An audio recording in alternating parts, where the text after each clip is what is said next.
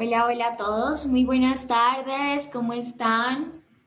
Bueno, sean todos muy bienvenidos a este espacio. Vamos a dar un minutito para que todos se vayan conectando, listo, para que vayan acomodándose, arreglándose, que todo esté dispuesto para estar atentos a este conversatorio. Muy bien, creo que ahí ya se van conectando.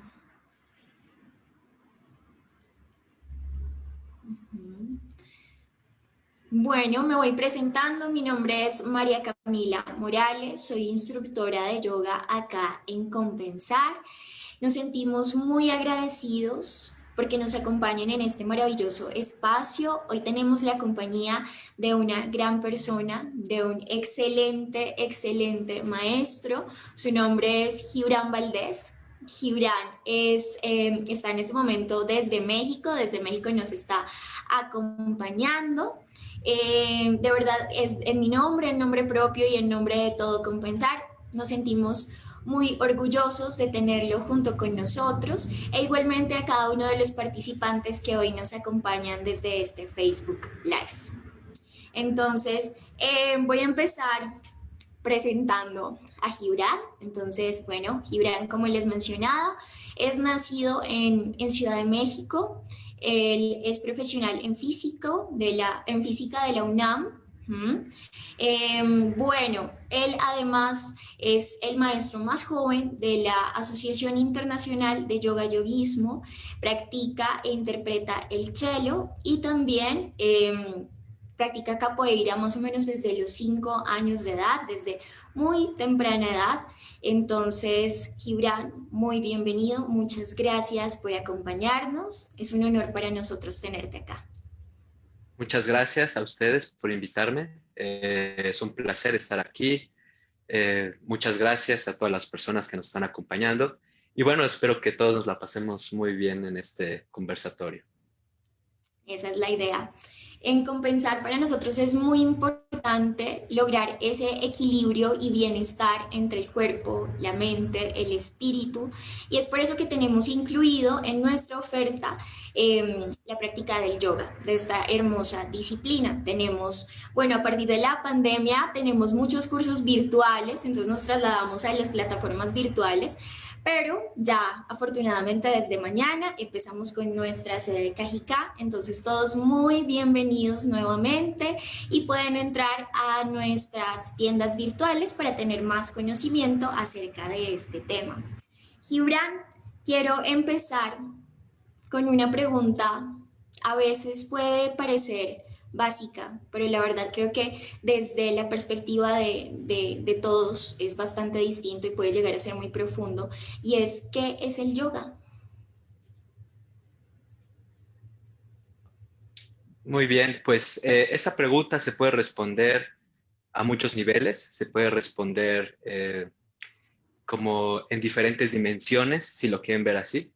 El primer nivel, que yo creo es el nivel más popular, el nivel por el cual el yoga se ha vuelto pues muy practicado, se ha vuelto famoso, incluso parte de la cultura occidental de las últimas décadas, es el nivel de una práctica para el bienestar y la salud.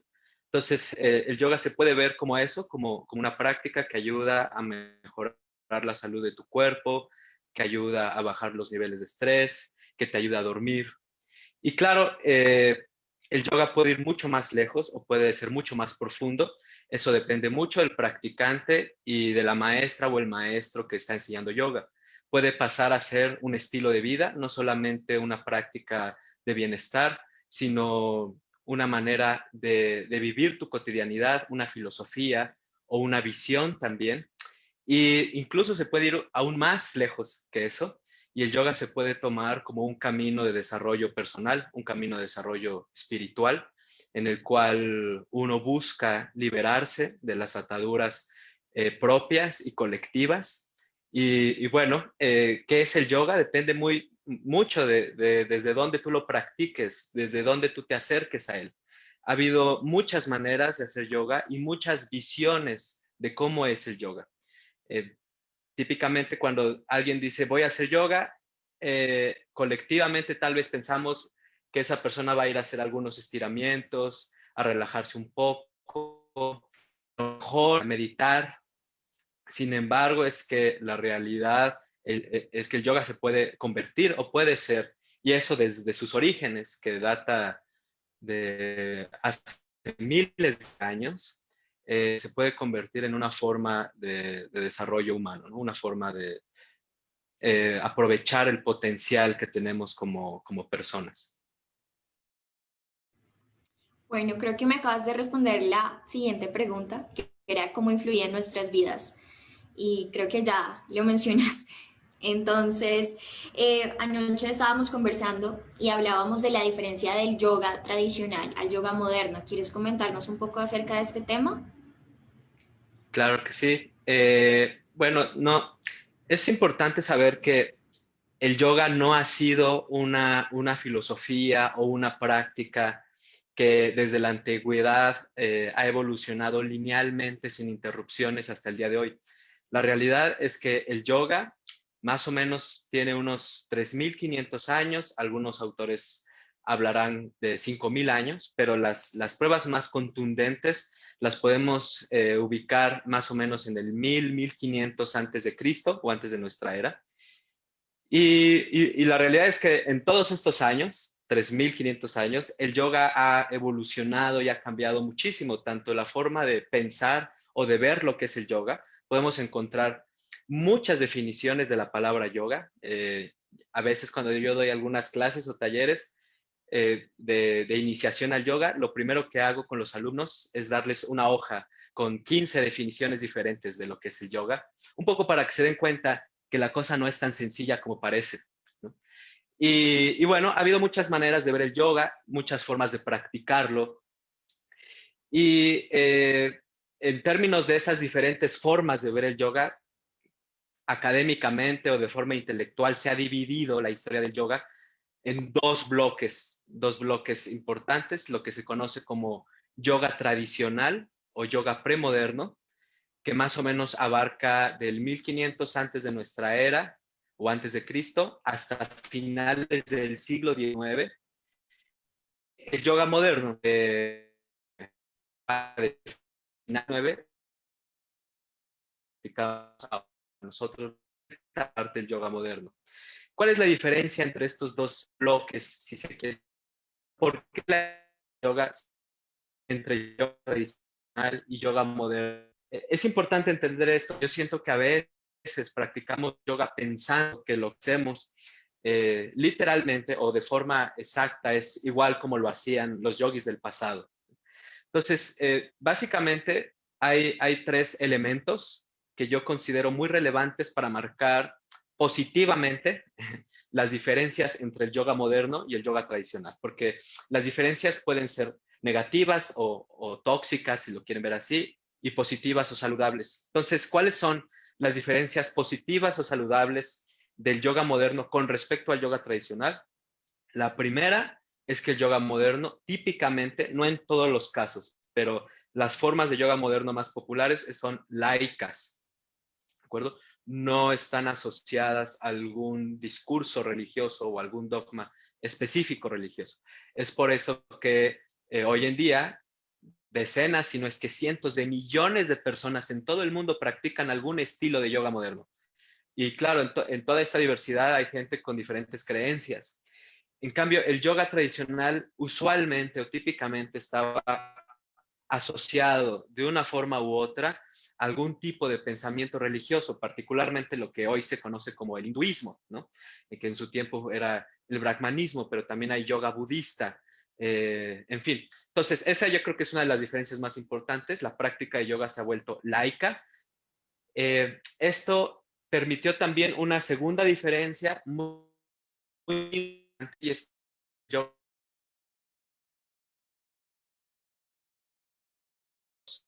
y todas, es decir, yoga no, es para hombres, para niños, para personas en la tercera edad, para personas con situaciones o condiciones lógicas muy específicas. Yo siempre les digo a mis alumnos cuando me preguntan, ¿esta persona puede hacer yoga o esta otra persona puede hacer yoga? Yo les digo, esa pregunta no es la pregunta correcta, porque esa pregunta tiene solamente una respuesta. La respuesta es sí, en cualquier caso. En cualquier caso, la respuesta es claro que puedo hacer yoga. La pregunta interesante es ¿cómo? No todas las personas pueden hacer el mismo yoga o el mismo tipo de yoga, la misma práctica. Entonces, eso es algo totalmente moderno, eso es occidental. A veces parece que esta universidad de yoga proviene de orígenes, que el yoga siempre ha sido algo muy humanista, inclusivo, si se quiere ver así. La verdad es que no, el yoga tradicional eh, típicamente era, y es porque todavía existen algunas expresiones de yoga tradicional, elitista. eh, por ejemplo, no existen textos específicos de yoga para niños. En muchos textos de Hatha Yoga se menciona incluso cierta edad a partir de la cual un practicante podía empezar a hacer yoga, más de 18, 19 años, y ahora hay cursos, escuelas, estudios dando yoga para niños. Es algo totalmente nuevo eso. Otro fenómeno muy interesante que cuando el yoga empieza a ser practicado por occidentales es la activa y muy enfática de la mujer en el yoga. Típicamente el yoga tradicional, no en todas sus formas, pero en muchas de ellas, era solamente una práctica para hombres, ¿no? Y practicante renuncia. Y curiosamente, desde inicios del siglo XX, cuando el yoga empieza a ser conocido en Occidente, Estados Unidos, en algunos lugares de Latinoamérica, y eso se mantiene todavía hoy en día, la mayor cantidad de practicantes son mujeres. Yo podría decir que en la mayoría de las salas de yoga o talleres en las que yo he participado como estudiante o como profesor, más del 60 o el 70% son mujeres. Es algo muy curioso porque es una práctica que tradicionalmente era dirigida y era un espacio reservado para hombres. De hecho, una de las primeras yoginis, una de las primeras maestras de yoga moderna del siglo XX, Indra Devi, tuvo que luchar muy para ser aceptada por Krishnamacharya, uno de los grandes yogis de inicios del siglo XX. Solo enseñaba él para hombres. Y claro, ella abrió brecha, pero en fin, esto es solamente para recalcar este punto universalista que tiene el yoga moderno, que me parece muy importante y muy positivo. Y tercer elemento, estos están conectados como que uno depende del anterior. Y el tercer elemento que yo considero muy importante del yoga es que es humanista. ¿Qué significa que el yoga moderno, no en todos los casos, insisto, pero en general, sea humanista? Significa que el ser humano puede incluir la práctica de yoga desde lo que es. No tiene que ser una persona diferente o no tiene que, de alguna forma, abandonar algún elemento de su cotidianidad, su trabajo, su vida de familia, su vida social para practicar yoga. Usualmente, como lo entendemos los occidentales, es que el yoga mejora todos los elementos de nuestra vida, que es algo bastante humanista. El humanismo tiene como principio que está centrado en la persona, en el humano, por eso el nombre de esta corriente. Eh, y claro, un yoga no puede ser humanista si no es universal, y no puede ser universal si no es laico. O sea, el humanismo que a mí me parece muy interesante es que el humanismo es radical siempre, no puede no serlo. ¿En qué sentido? En que el humanismo es incondicional o no es humanismo. Entonces, el yoga cuando se vuelve humanista es así. El yoga es para todas y todos en cualquier circunstancia. En general, habrá escuelas, habrá visiones, habrá tradiciones que no compartan esto, pero la realidad es que las escuelas, los espacios más populares alrededor del mundo de yoga son espacios que le dan la bienvenida o que abrazan a cualquier tipo de persona. Eh, claro, la circunstancia socioeconómica que después se desenvuelve en los diferentes países es otra cosa, pero en principio, a nivel filosófico, eso es algo que me parece muy positivo del yoga moderno. Y lo menciono porque muchas veces la influencia de Occidente en el yoga, ¿no? Que lo vuelve comercial, que lo vuelve superficial, que tergiversa los principios filosóficos o los principios más antiguos o tradicionales.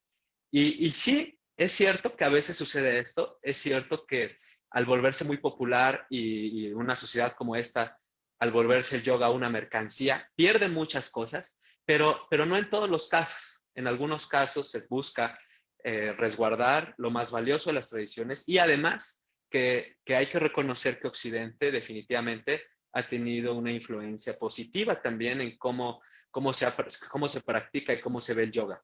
Entonces, yo creo que esta es la diferencia a nivel muy general, porque ya en cada tradición, en cada escuela se puede hablar de cosas más específicas, pero en forma muy general del yoga tradicional, del yoga premoderno y el yoga moderno que se ha adaptado a una sociedad globalizada, una sociedad que tiende con resistencia, pero tiende hacia la universalidad, hacia el humanismo y hacia la inclusividad. Bueno, creo que esto es muy importante. Antes de continuar y de comentar algo, quiero invitar a todas las personas que están conectadas a que nos escriban sus dudas, sus inquietudes, que tendremos un espacio para responderlas, ¿listo? Entonces ahí vayan escribiendo y aprovechen, de verdad, aprovechen este momento para solucionar cada una de sus dudas. Gibran, creo que es bastante valioso lo que mencionas y son conceptos que muchas veces los alumnos, bueno, lo hablo desde mi experiencia, al llegar a su clase no lo tienen claro, ¿sí? Y muchos se cohíben incluso de practicar yoga porque no conocen, por ejemplo, que es una disciplina actualmente laica, ¿no? Entonces, todavía falta camino por recorrer, pero todo está en constante cambio, todo está en constante transformación y por supuesto el yoga no se queda atrás. Evoluciona así como evoluciona la vida. Y bueno, también lo de que el yoga es absolutamente para todo el mundo, ¿sí? Y ya estamos bajo la inclusión total. Y acá quería mencionar cuando hablabas del yoga para niños, que incluso tú fuiste uno de esos niños, ¿no? Y uno de esos niños también fui yo, fuiste tú, fui yo, y ahorita tengo la fortuna, y sé que tú también, de formar a muchos niños en el yoga y también, por ejemplo, acá en Compensar tenemos, así como tenemos curso para niños, tenemos curso para bebés también. Entonces, ahí se ve, la evolución se hace totalmente evidente.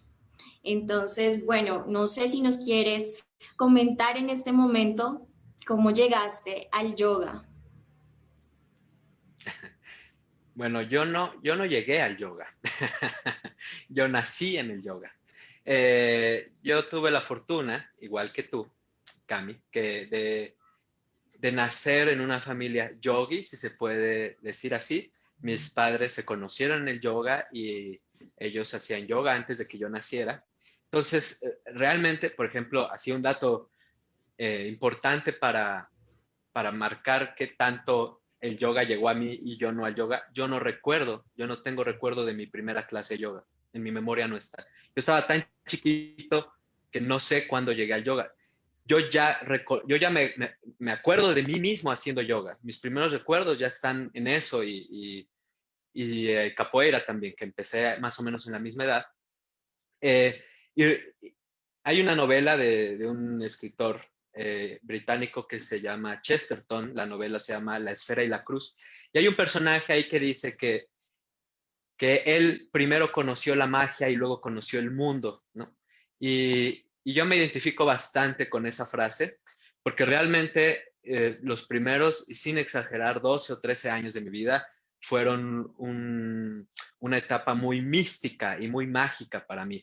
Fue a partir de la adolescencia que yo empecé a tener contacto. Digo, siempre lo tuve en la escuela con mis compañeros, porque no es que estaba aislado en casa o algo así, pero realmente ese no era mi mundo, era como un descanso, ¿no? Yo iba a la escuela, cumplía con lo que tenía que cumplir y luego hacía lo que a mí me gustaba, ¿no? Que era hacer capoeira, que era ir a los ashrams, estar con mi maestro, etcétera, etcétera. Entonces fue después que fui creciendo, que naturalmente empecé a descubrir el mundo y ahí fue que otros intereses empezaron a surgir en mí. Pero, pero el yoga fue algo con lo que yo respiré desde el inicio y que me gustó, en el sentido de que tuve la oportunidad de yo escoger si seguir por ahí o no, ¿no? Mi padre particularmente me dijo, bueno, yo te doy esto porque es lo mejor que tengo, es lo más valioso que yo he aprendido y lo que más me ha beneficiado, por eso te lo comparto, pero es tu decisión si quieres continuar en ese camino o hacer otra cosa diferente. Pero la realidad es que yo desde el inicio me enganché de forma muy profunda con el yoga y con la espiritualidad y desde entonces no lo he dejado. A lo mejor he tenido algunos descansos con respecto a la práctica disciplinada, tal cual, pero conexión con la visión yógica, con la visión espiritual, con la meditación, nunca he dejado de tener ese contacto. Entonces, bueno, tuve esa fortuna y aquí sigo en eso, siguiendo aprendiendo. 30 años después y faltan muchos más. Bueno, nos están haciendo unas preguntas, no sé si te parece bien responderlas. Em, nos cuentan o nos están preguntando por las restricciones médicas en el yoga, ¿sí? Creo que tenemos que abordar la pregunta previa en cuando tú mencionabas que el yoga era absolutamente para todo el mundo, no importa la condición que tenga. El tema es cómo, ¿no? Y que la práctica cambia. ¿M? Entonces, si quieres responder, está muy bien. Claro, es muy importante como ser específicos. Cuando yo digo que el yoga es universal para absolutamente todas y todos, no estoy diciendo que las clases de yoga públicas, ¿no? Las que te encuentras en un estudio normal, son para todos, ¿no? Para nada. Son dos cosas. Lo que yo estoy diciendo es que siempre se puede encontrar una manera de hacer yoga para ti, siempre. Probablemente la clase de yoga del estudio que está cerca de tu casa no es una clase adecuada para ti por alguna situación específica, a nivel corporal, a nivel emocional, o incluso porque no te gusta y ya, que también es válido, ¿no? Pero eso no significa que no hay posibilidad eh, o una forma de hacer yoga que se adapte a tu situación. Entonces, claro, hay condiciones médicas, condiciones biológicas bastante restrictivas, pero eso no significa una manera de acercarse al yoga desde esa situación. ¿De acuerdo? Es muy importante. Yoga con torsión, que yoga no es. Y bueno, esto lo repetimos todo el tiempo, pero hay que asimilarlo realmente. Más que solo decirlo, hay que vivir a través de esa idea de que el yoga no son posturas de yoga. Las posturas de yoga, una herramienta, es un pequeño elemento de toda una filosofía, de todo un conjunto de técnicas que son el yoga. Entonces yo entiendo que hay situaciones médicas muy específicas que a lo mejor te hacen estar en cama todo el día, ¿no? Bueno, eso no es impedimento para no hacer yoga. Eh, el yoga empieza cuando tomas conciencia de tu cuerpo. El yoga empieza cuando tomas conciencia de tu respiración. Afortunadamente, poder hacer ese acto aparentemente simple de tomar conciencia no depende en muchos casos, si no es que en la mayoría de condiciones médicas o biológicas específicas. Claro, habrá algunas condiciones mentales o psicológicas que sí lo limiten, pero aún así, seguramente hay una manera de acercarse. Yo lo he visto, no lo he trabajado personalmente, pero conozco mucha gente que trabaja con poblaciones muy específicas en el sentido de padecimientos físicos o psicológicos, mentales, y funciona muy bien. Conozco amigas y amigos que trabajan en hospitales, que trabajan en instituciones mentales, que trabajan en cárceles, que trabajan en escuelas con niños con capacidades diferentes, etcétera, etcétera. Entonces, aquí solamente es encontrar el espacio y la manera que se adapte Cuando digo el yoga es para todos, no me refiero a que todos pueden ir a la misma clase de yoga y les va a ir bien. No, usualmente las clases de yoga sí son dirigidas a cierto grupo, ¿no? Pero que esa clase de yoga no te acomode no significa que el yoga no es para ti. Esta idea de que tú no puedes hacer yoga o el yoga a ti te va a hacer daño, honestamente viene desde la ignorancia. Cuando a alguien, no sé, médico, lo que sea, le dice a algún paciente o a alguna persona es que tú no debes o no puedes hacer yoga, claramente esa persona que está diciendo eso no sabe de yoga o sabe un poco de yoga, ¿no? Sabe un poco, no sabe lo suficiente para darse cuenta que siempre hay una manera de acercarse al yoga, independientemente de tu situación actual, ¿no? Yoga sin introspección, ¿es yoga o se convierte solamente en actividad física? Sí, yo creo que le da el toque. O sea, si el yoga no tiene esta parte de la conciencia, es igual a muchas otras disciplinas, ¿no? Y no digo que esté mal, está perfecto, te puede hacer mucho bien, eh, pero entonces, ¿por qué llamarle yoga, no? Solamente para decir que estás haciendo algo de moda o algo así, pero realmente lo que hace que el yoga sea yoga es este elemento de conciencia, este elemento de poner tu atención en tu cuerpo, ¿no? Y que la práctica se vuelva un medio de autoconocimiento. Si no existe ese elemento, el yoga es stretching, el yoga o sea, es muchas otras cosas que no es tan mal, no lo digo de forma despectiva, el stretching es muy sano, hay que hacer ejercicio, hay que activarse, pero el yoga pierde lo que lo define de alguna forma, ¿no? O lo que lo hace especial o lo que lo hace diferente a muchas otras opciones de trabajo físico, corporal.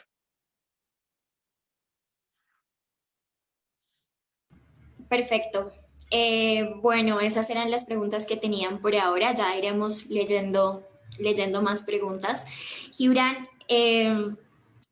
podemos ver que cada vez, como mencionabas, el yoga es más atractivo para las personas e incursionan como alumnos, pero ya no solo lo toman como una práctica, como un hobby, sino para muchos, ya es nuestro estilo de vida y también la labor que desempeñamos, ¿no? Cada vez hay más instructores y cada vez hay más niños con el objetivo de decir, bueno, cuando crezca, quiero ser instructor de yoga. ¿Cuál crees que es la responsabilidad y la misión del instructor de yoga actualmente? Muy bien, pues es una pregunta que se puede responder en mucho tiempo porque son muchas cosas, pero hablando de algo así muy sintético, muy puntual, primero, primero, yo creo que lo que nunca se debe de olvidar un profesor o una profesora de yoga es de ser estudiante. O sea, el primer error que alguien puede cometer al dar clases de yoga es dejar de aprender, dejar de estudiar. No, el mejor maestro o la mejor maestra es la que siempre está estudiando. Entonces, eso se lo debe a sus alumnos, no solo a sí mismo o a sí misma. Tú le debes a tus alumnos estar constantemente aprendiendo, constantemente en formación, constantemente siendo alumno también. ¿De acuerdo? Esa es primera responsabilidad. Un segundo elemento dentro de esta responsabilidad como profesora o como profesor es entrar en contacto con tu alumno y alumna, es decir, ver a la persona que está enfrente de ti, no proyectar lo que tú quieres. Esto lo hacemos los seres humanos usualmente en todo tipo de relaciones personales, amistades, familias, parejas, y la relación maestra-discípula o maestro-discípulo no es una excepción.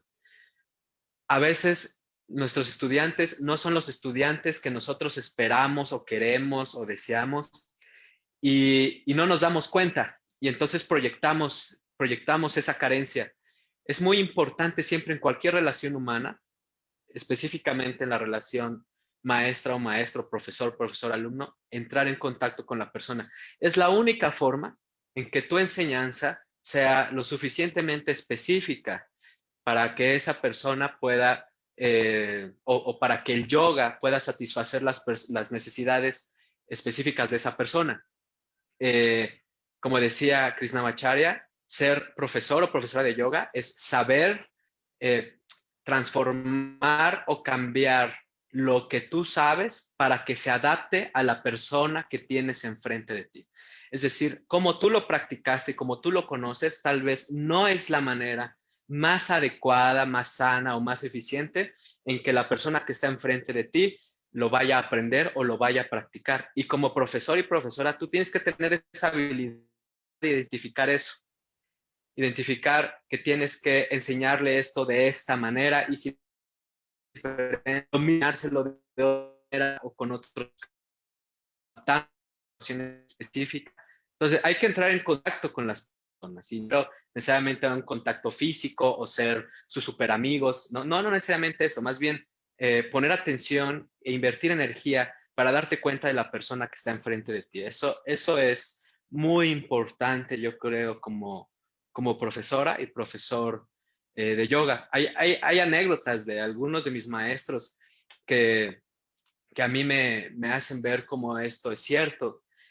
Alguna vez al maestro de mi maestro llegó una persona y le pidió hacer situación específica y le dijo, por decir cualquier cosa, ser negro, ¿no? Vas a ser negro.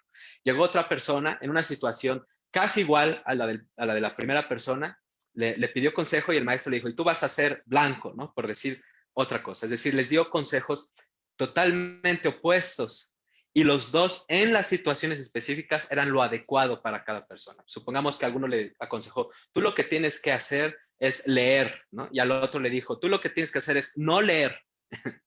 Entonces uno podría desde afuera ver, entonces uno tiene que leer o no leer. Pues depende, quién seas, depende de tu situación específica, depende de qué es lo que tú necesitas, depende de cuáles son tus tendencias, depende de cuáles son tus debilidades. No todos los alumnos tienen las mismas debilidades, no todos los alumnos tienen la misma historia personal, ni a nivel biológico, ni psicológico, ni social. Entonces, una responsabilidad del maestro y la maestra de yoga es aprender a adaptar su enseñanza a todas las circunstancias que se le pueden presentar en su aula. Y esto no lo va a poder hacer si no cumple con la primera responsabilidad, que es estudiar, que es practicar. No dejar de ser, porque mientras más aprendas, más posibilidades tienes de responder a tus alumnos. Si tú te quedas con un libro, si tú te quedas con un taller, si tú te quedas con un diplomado, si tú te quedas con la visión de una persona, esas posibilidades se reducen y a todas las personas que vengas les vas a responder con lo mismo. Y te aseguro que no a todas les va a funcionar esa respuesta. Te lo aseguro, porque somos muy diferentes. Entonces, la maestra o el maestro de yoga no debe de dejar nunca de practicar y estudiar. Y al compartir lo que sabe, tiene que usar eso para adaptarlo a la circunstancia específica de la persona a la quien le está enseñando. Eso como a un nivel muy puntual, ¿no? Podría decir muchas otras cosas, pero creo que eso cubre muchos elementos al mismo tiempo. Muy bien, quiero un poco como conectar esta pregunta con la que tuvimos anteriormente y aclararlo también para la audiencia acá en Compensar, que tal vez quedaron con la duda de, bueno, y entonces si llego a la clase y tal vez no es la práctica para mí, ¿qué hago? ¿Sí? Y bueno, también es responsabilidad, como lo acabas de mencionar, del docente, del maestro. Somos guías en algunos aspectos, tenemos la responsabilidad de orientar, ¿no?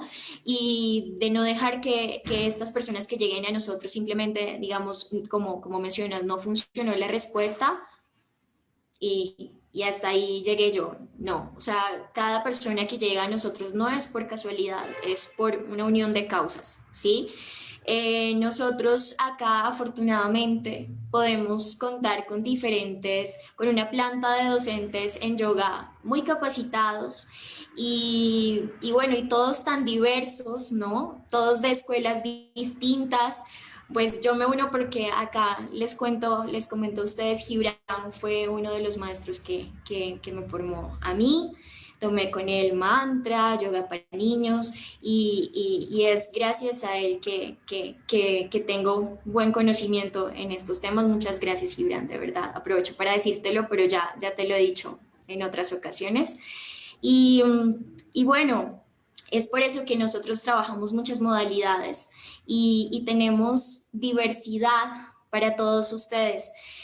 cuando llegan a nuestras clases y tal vez sentiste que no era para ti, ¿sí? Que tal vez este estilo de yoga no era el adecuado, tenemos la posibilidad de presentarte siempre alternativas.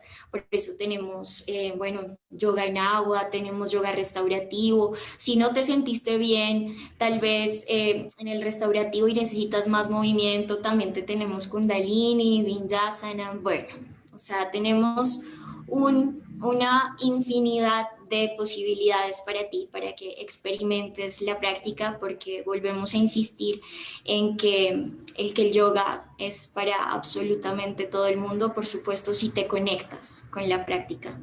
Gibran, ¿cómo ser yogi y no morir en el intento?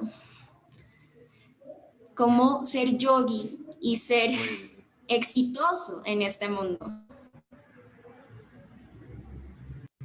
Muy bien. Esa es una pregunta clave, porque a veces parece que los principios, no solo del yoga, sino de la espiritualidad en general, no están en concordancia o en armonía con el estilo de vida, con el tipo de civilización, con el tipo de mundo en el que estamos. Parece que hay dos opciones nada más, ¿no? O cambias la espiritualidad y la vuelves una mercancía, le quitas la parte espiritual, la vuelves algo materialista, o dejas, ¿no? El mundo material, dejas el mundo materialista para volverte un practicante espiritual. A veces parece que tenemos esta encrucijada de o me dedico a la vida espiritual o me dedico a triunfar en el mundo, me dedico a ganar mi plata.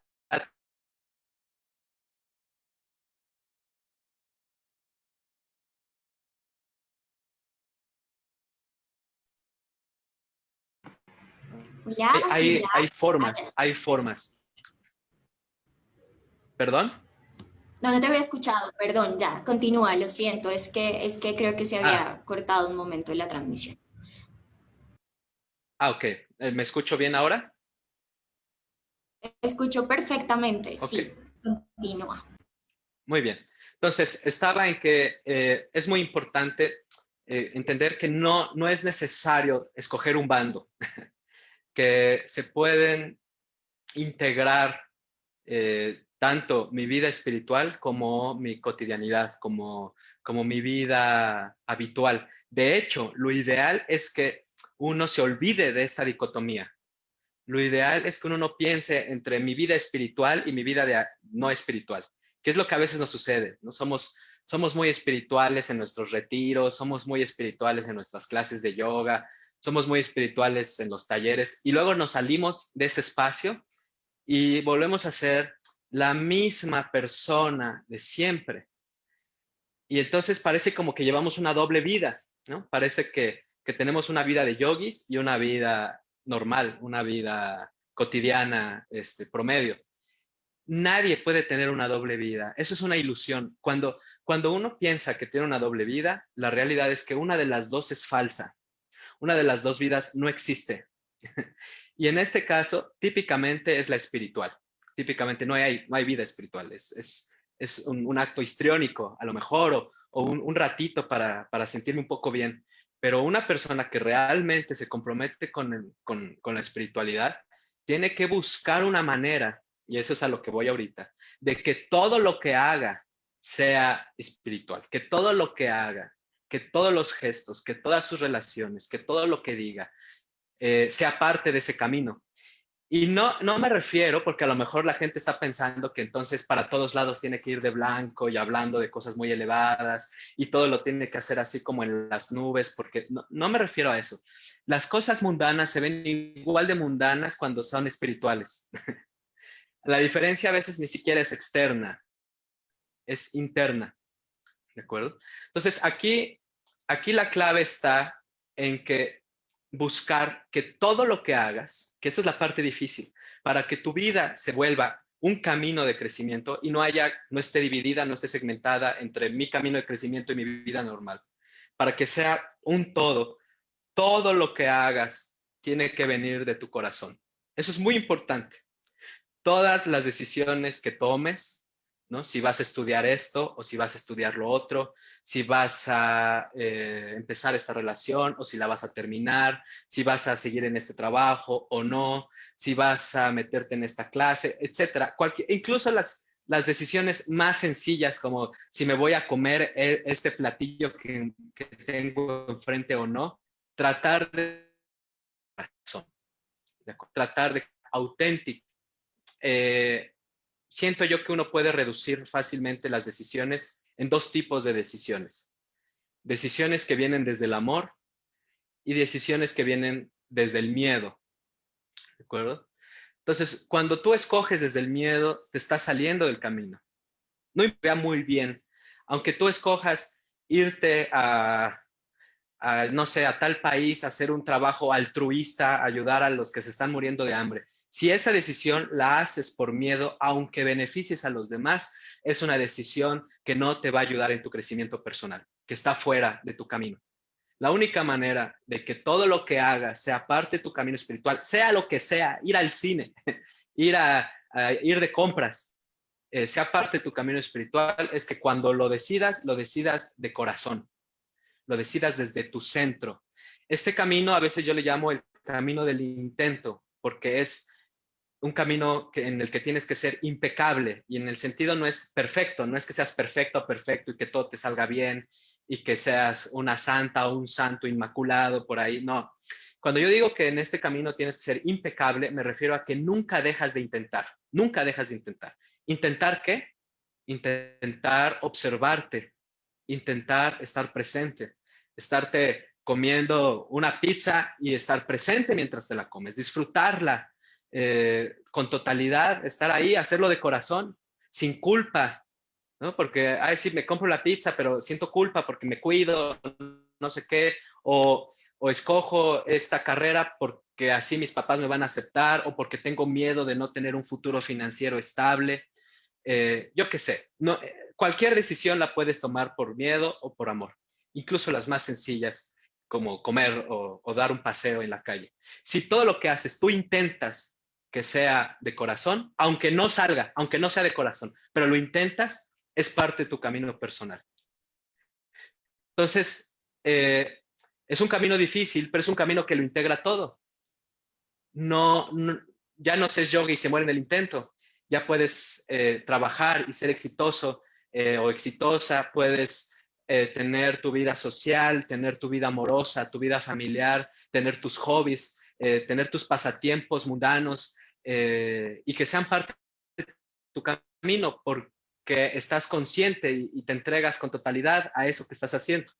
No es fácil, no va a salir a la primera, no es una cuestión de pensamiento positivo o de mindset, no es que mañana te levantes y digas, ok, todo lo voy a hacer de corazón y de repente todo lo haces de corazón. No es así. Usualmente no tenemos la capacidad de hacer todo de corazón por cómo hemos crecido. Entonces tenemos que hacer un trabajo interno, personal muy profundo de sanación, de transformación, de autoconocimiento para saber cuáles son las razones que no nos permiten o que nos limitan para poder escuchar nuestro corazón en la vida. ¿Por qué nos en ciertas circunstancias desde el miedo y no desde... Esa respuesta no es fácil, no es fácil responder eso. Pero cuando lo empiezas a responder, toda tu vida empieza a ser una vida con significado, empieza a ser una vida con corazón, una vida entregada. Y no importa lo que estés haciendo, lo que sea, atándote los zapatos, estando en el cine, si lo estás haciendo con totalidad, se vuelve parte de tu camino espiritual. Es un poco lo que ensayamos y practicamos en las salas de yoga, en la práctica de yoga. Entregarte con totalidad a ese momento, entregarte con totalidad a la postura, entregarte con totalidad a la meditación, entregarte con totalidad a esa inhalación que estás haciendo en ese momento. Si tú empiezas a repetir ese hábito de totalidad a todo lo demás, entonces empiezas a tener un camino espiritual sin necesidad de renunciar a nada, sin necesidad de volverte una persona pues austera, ¿no? Sin lujos o sin placeres. A veces pensamos que la vida espiritual tiene que ser austera. Puede ser austera, pero no es una necesidad. Puede ser austera y no ser una vida espiritual. A lo mejor escoges una vida en la que no tienes posesiones materiales por vanidad, por ser muy espiritual, por decir, ay, yo no me apego a las cosas como todos ustedes. Entonces, por mucho que desde afuera se vea muy espiritual, si no tiene la intención correcta, si no tiene la motivación pura, como dicen en algunas tradiciones, si no viene desde el corazón, no es un acto espiritual, no es un hábito espiritual. En cambio, puede ser al revés, y estoy siendo insistente, estoy siendo repetitivo. Puedes estar haciendo algo que desde afuera parezca absolutamente mundano, absolutamente irrelevante o insignificante, como dar un paseo en la calle o como estar conversando con alguien en un café. Y si tú lo haces con entrega total, eso se vuelve un espacio mágico, un espacio de transformación. Esa es la manera de ser yogi y no morir en el intento. Intenta y no mueres en el intento. Intenta todo el tiempo. Afortunadamente, los intentos se acumulan y el intento de hoy no va a ser igual que el intento de hace 3 años, pero hay que ser impecable, hay que intentar todo el tiempo. Si no salió, bueno, no importa, tú lo intentaste.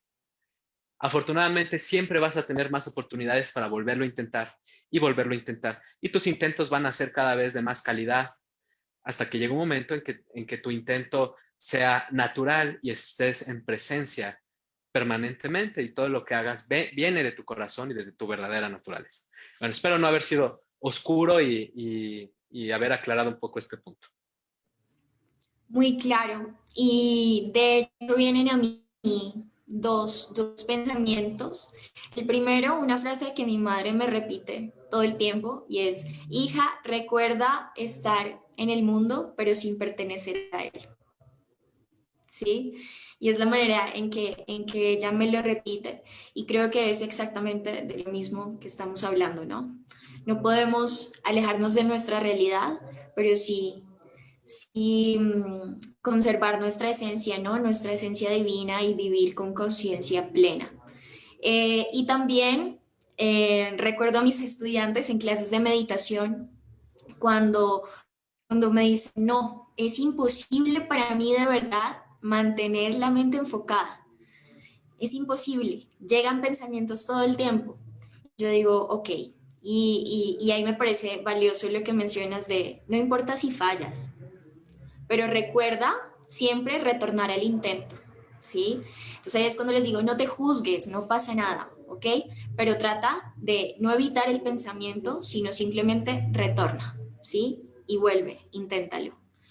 Y creo que así aplica para eso y aplica para todo lo demás en nuestra vida, para la cotidianidad.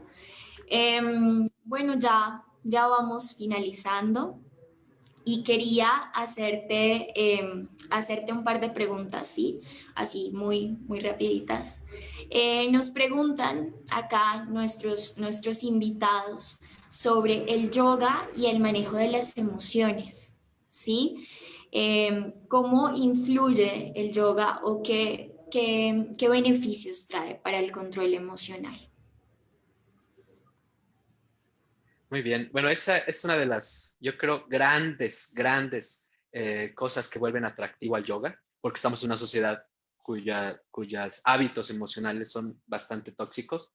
Entonces, el yoga realmente se puede volver una herramienta de emociones más sanas, así que para decirlo de forma, hay 3 elementos que el yoga en la práctica nos enseña que podemos aplicar en nuestra vida para tener una relación con nuestras emociones sana. La primera es aceptación. El yoga nos enseña a aceptar, que es muy importante en cualquier tipo de trabajo emocional, aprender a aceptar que estás enojada, aceptar que estás triste, aceptar que estás deprimido, aceptar que tienes miedo, etc. El segundo paso, el segundo elemento, que depende del primero, es la observación de lo que estamos hablando, estar presentes. No solo se trata de decir, estoy enojado y ya, sino que estoy enojado y observo mi enojo. ¿Okay? Pero es muy importante aceptarlo primero, porque no puedes observar lo que no aceptas. No puedes, por ejemplo, observar tu vanidad si no te aceptas vanidoso o vanidosa. Tienes que primero aceptarte como eres para observarlo. Entonces, primero tienes que aceptar tu enojo, primero tienes que aceptar tu tristeza para observarla. ¿Y cuál es la magia de la observación? El tercer y último paso, que es la transformación. Entonces uno acepta lo que siente, uno lo observa y lo transforma. ¿En qué sentido? En el sentido que tú consideres que sea más sano. Entonces tú te enojas, ¿no? De forma iracunda, una explosión de enojo, lo aceptas, aceptas que tienes una ira eh, grandísima, la observas, no solo la aceptas, observas tu ira y esa observación te va a dar la posibilidad, porque la observación nos hace libres. La observación te va a dar la posibilidad de elegir, y esta es la parte yógica. ¿Qué vas a hacer con tu enojo? Que puede ser ir a golpear a la almohada, cualquier cosa, ir a hacer 30 minutos de ejercicio, a lo mejor poner límites a cierta persona y echar un grito, ¿no? Pero ya lo decides tú, ya no reaccionas impulsivamente, sale explosivamente el enojo y haces cosas que a lo mejor ni querías hacer, o lo reprimes, esa es la otra, ¿no? Lo reprimes, ya sea porque te cuesta mucho trabajo poner límites, ya sea porque el enojo no es parte de tu ideal del yo. Muchos yogis, mucha gente espiritual tiene esta represión, porque como somos muy espirituales, tenemos que ser zen todo el tiempo, entonces si nos enojamos así fúricamente, no, soy amor y doy amor, soy amor y doy amor, y ahí estamos reprimiéndonos, ¿no? Eso no es yoga. Yoga no es estar calmado, calmada permanentemente. Yoga es aceptar, observar y transformar. Y en la transformación tú decides en ese momento cuál es la salida más adecuada para lo que estás sintiendo. Obviamente esto requiere de práctica. No va a salir a la primera. Insisto, el intento, el intento, el intento, el intento. Hay cosas que tienen poca energía y van a ser fáciles de aceptar y observar y luego transformarlas. Y hay cosas que tienen mucha energía que se nos van a salir de las manos, pero hay que intentarlo. Llega un momento en que la práctica hace al maestro o a la maestra, inclusive esas situaciones con tanta energía, tan difíciles, tan complicadas, tan abrumadoras, pueden ser observadas, aceptadas y observadas. Entonces, en ese sentido es que el yoga nos enseña a manejar nuestras emociones. Perfecto. Y ya para cerrar este encuentro, ¿qué mensaje le dejas a las personas que hasta ahora están incursionando o tienen la intención de empezar a practicar yoga y para los que ya llevan todo un camino recorrido? Un mensaje simple, pero de todo corazón. A las personas que están comenzando, solo asegúrense que el camino que están escogiendo tenga corazón. Eso es lo único que cuenta. Lo que sea que les guste, lo que sea que escojan, el estilo de yoga, el tipo de práctica que estén haciendo, solo asegúrense que tenga corazón, ¿de acuerdo? Que no tenga como motivación ni el miedo ni la ambición, solamente el amor, la belleza. Una vez mi maestro, uno de mis maestros estaba en India con su guru y su guru le dijo, ¿quién es tu guru? ¿No? Y mi maestro, sabiendo que a esas personas lo que les contestes está mal, le dijo, no sé. Y su guru le respondió, tu guru es aquel que te sepa miel a la boca, ¿no? Lo que le estaba enseñando es tu maestra, tu maestro, tu camino es aquella persona que vibre con tu corazón.